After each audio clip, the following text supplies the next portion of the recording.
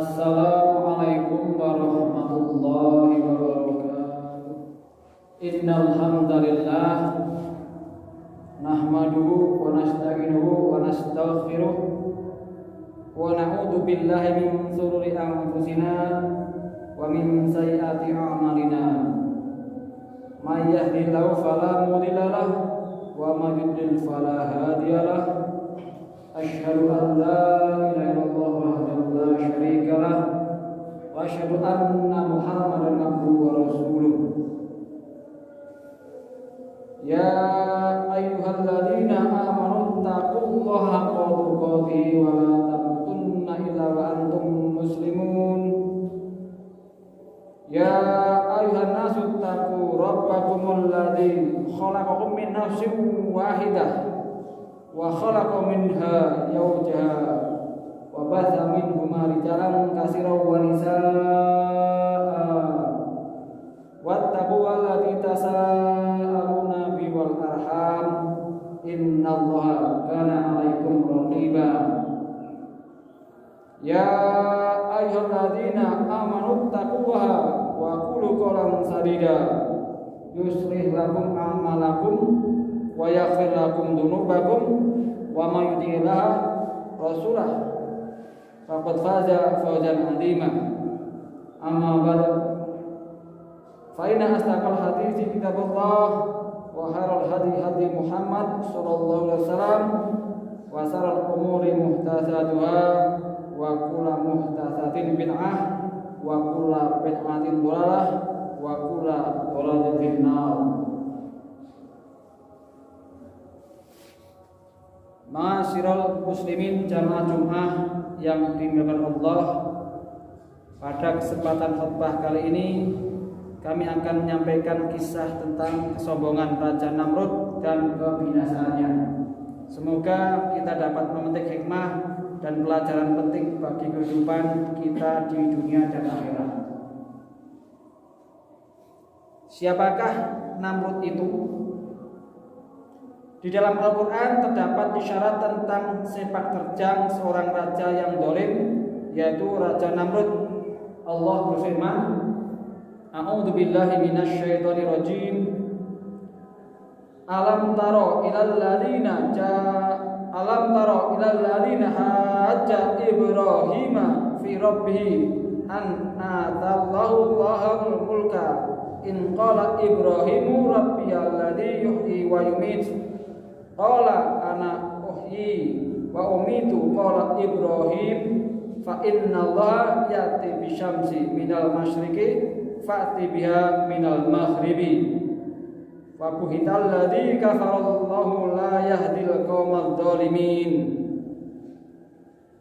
Apakah kamu tidak memperhatikan orang yang mendebat Ibrahim tentang Tuhannya Allah, karena Allah telah memberikan kepada orang itu pemerintahan atau kekuasaan. Ketika Ibrahim mengatakan, Tuhanku ialah yang menghidupkan dan mematikan, orang itu berkata, saya dapat menghidupkan dan mematikan. Ibrahim berkata, sesungguhnya Allah menerbitkan matahari dari timur, maka terbitkanlah dia dari barat. Lalu heran, terdiamlah orang kafir itu, dan Allah tidak memberi petunjuk kepada orang-orang yang zalim. Surat Al-Baqarah ayat 258. Para ahli tafsir dan ahli nasab menuturkan bahwa raja yang dimaksudkan pada ayat di atas adalah Raja Babilonia. Namanya Namrud bin Ka'an bin Kusi bin Sam bin Nuh. Ia adalah salah satu dari 4 raja yang memiliki kekuasaan besar di dunia. 2 di antara keempat raja ini adalah seorang mukmin, yang kedua lagi adalah seorang kafir.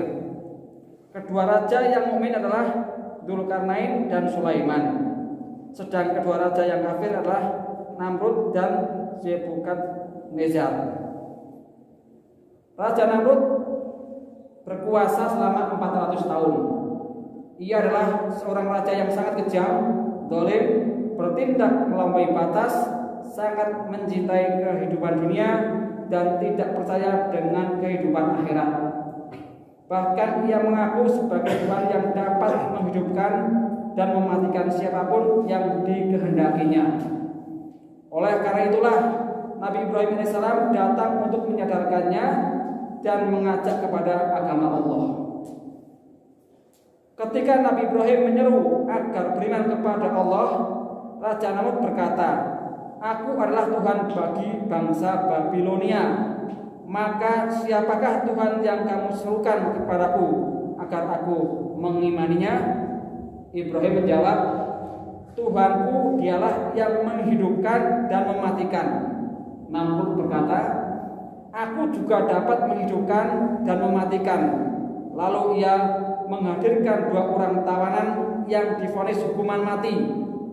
Ia memerintahkan untuk membunuh salah satunya dan mengampuni yang lainnya. Seakan-akan ia telah mematikan orang yang dibunuh dan menghidupkan orang yang diampuninya. Tindakannya ini sama sekali tidak membuktikan kebenaran pengakuannya sebagai Tuhan, sebab siapapun bisa saja melakukannya. Tindakannya ini justru membuktikan bahwa rakyat Babilonia menuhankannya tidak lain karena kekejamannya di satu sisi dan kejahilan serta ketakutan mereka kepada sang raja di sisi lainnya.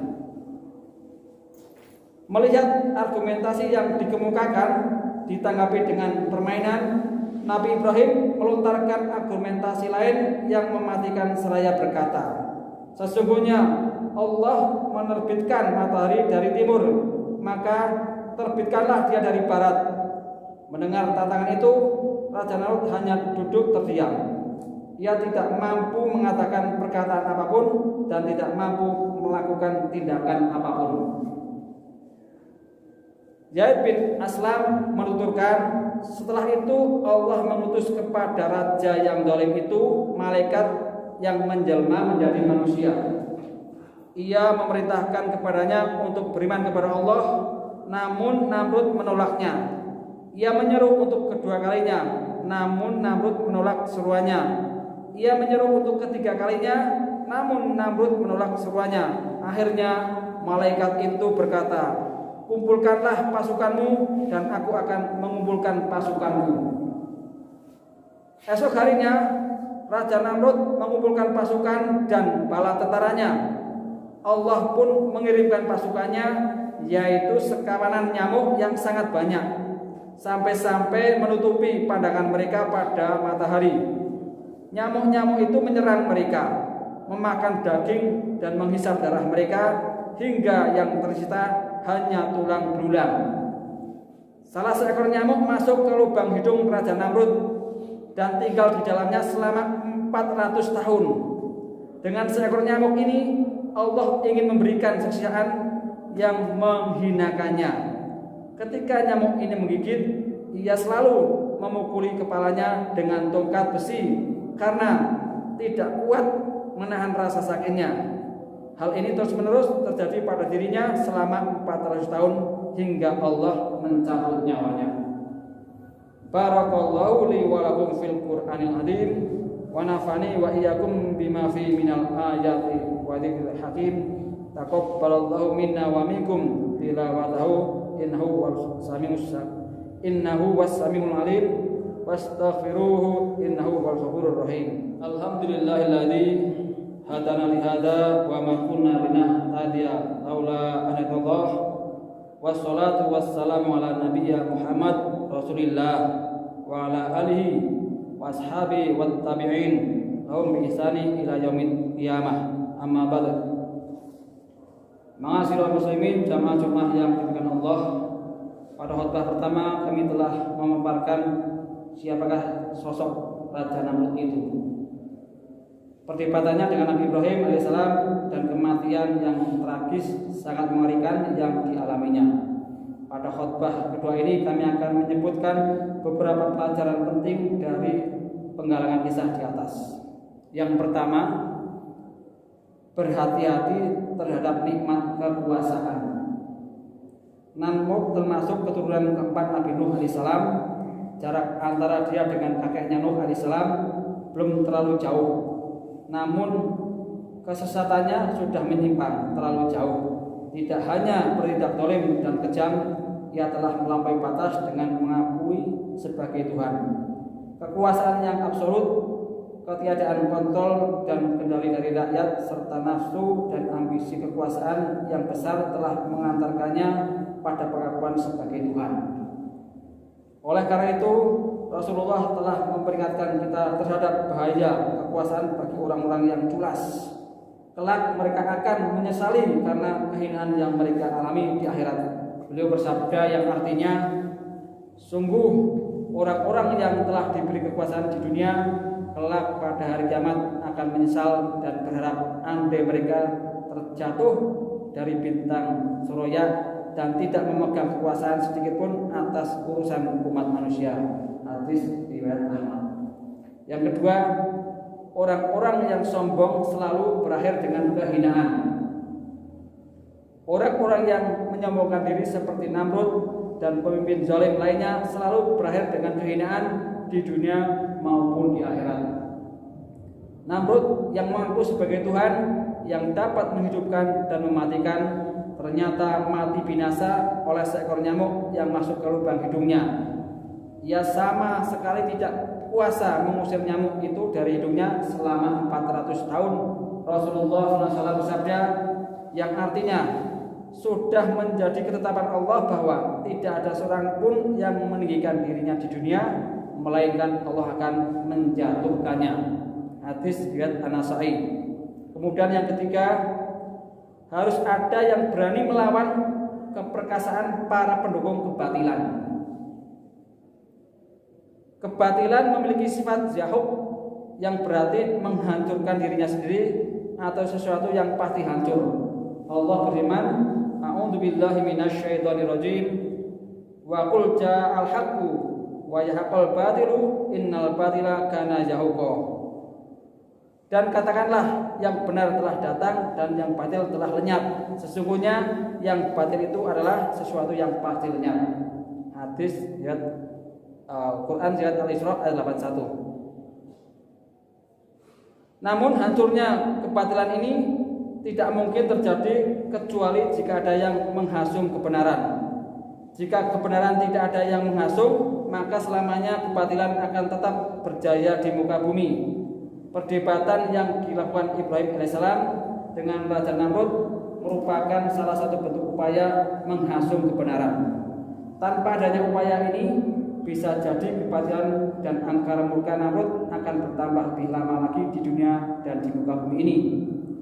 Sebagian ahli hikmah mengumpamakan kebatilan itu seperti balon. Betapapun besarnya balon ini pasti akan meletus jika tertusuk jarum. Jadi harus ada yang berani menghasung kebenaran sebagai lonceng awal menandai hancurnya kebatilan. Jamaah Jumat Muhammadullah, marilah khutbah kali ini kita tutup dengan doa bersama. A'udzubillahi minasyaitonirrajim. Bismillahirrahmanirrahim. Allahumma ighfir lil muslimina wal muslimat wal mu'minina wal mu'minat al ahya'i minhum wal amwat innaka sami'un qaribun mujibud da'wat. Allahumma hdina li ahsanil akhlaq la yahdi li ahsaniha illa anta wasrif anna sayyaha la yasrifu anna sayyaha illa anta. Rabbana atina fid dunya hasanah wa fil akhirati hasanah wa qina adzabannar. Subhana rabbika rabbil izzati amma yasifun wa salamun alal mursalin walhamdulillahi rabbil alamin.